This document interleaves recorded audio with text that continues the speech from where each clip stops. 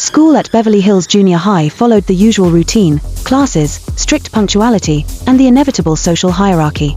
Girls like Kira Davidson reigned at the top, armed with beauty and a sense of superiority that made life difficult for others. She especially looked down on Em, whom she considered unworthy of joining her clique, solely because she didn't match her in looks. Em harbored an intense dislike for Kira in return, a mutual disdain rooted in social status. Bethany, her loyal best friend, believed Kira's hostility stemmed from jealousy, insisting that her friend's natural beauty threatened the so-called Queen Bee. But Em couldn't quite believe it. After all, Kira was widely accepted as the most beautiful girl in school. She had even rejected both girls during cheerleader tryouts, forcing them to turn to gymnastics instead.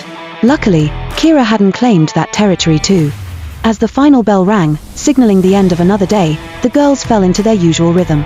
Em rushed to her locker to grab her biology textbook for an assignment, just as Bethany called out to her. Their daily routine followed: a hug, a greeting, and their typical decision to walk home instead of catching a cab, not for thrift, but for the sacred tradition of post-school gossip sessions. But something was off. Bethany noticed it instantly. Her friend was quieter than usual, carrying the weight of something unspoken. She tried to brush it off, claiming she was fine, but Bethany wasn't having it. With a dramatic pivot and a pointed finger at her friend's face, accusing her of lying. Laughter broke the tension, and eventually, the truth came spilling out from Em's lips. It was about her mother, and the strange man who'd visited earlier that day, and the strange book he gave to her mother. She told Bethany everything. "But I was planning to open the box once I get to my room," Em confessed. "I don't know, bestie, if your mum said don't open the box, then I don't think you should," Bethany advised with a worried look as they walked on. "I know, but I have to know what I'm dealing with. What if there's a gun inside, or drugs, or rotten snake?" Bethany made a disgusted face, making Em laugh out loud. They talked about school and other stuff until they got to Bethany's gate. "Girl, I'm coming to your house so we can do our assignment together," she yelled at Em as she closed her gate after running in.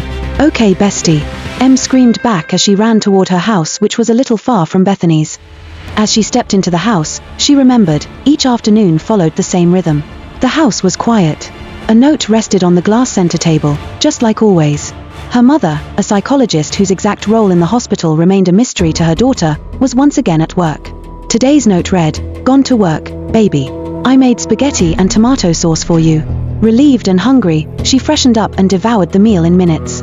Bethany, her best friend, would arrive soon for a study session, or more accurately, to finish their assignment. She went back to her room, biology textbook and assignment book in hand. As she sat on her bed, she scratched her back for the 5th time. The sweatshirt she was wearing itched unbearably. She got up to change, but the moment she opened her wardrobe, something else caught her eye. The box and the strange book. Bethany had warned her to leave it alone, but curiosity hit like a wave, loud, undeniable, and all-consuming. She picked them up, drawn in, forgetting completely about changing her clothes. Her instinct told her to wait. But something deep told her this was the moment. She chose the book first, but something was off. Its cover wouldn't budge, sealed shut by the dragon-shaped rope. When touched, it zapped sharply, sending a small shock through her fingers that dared disturb it.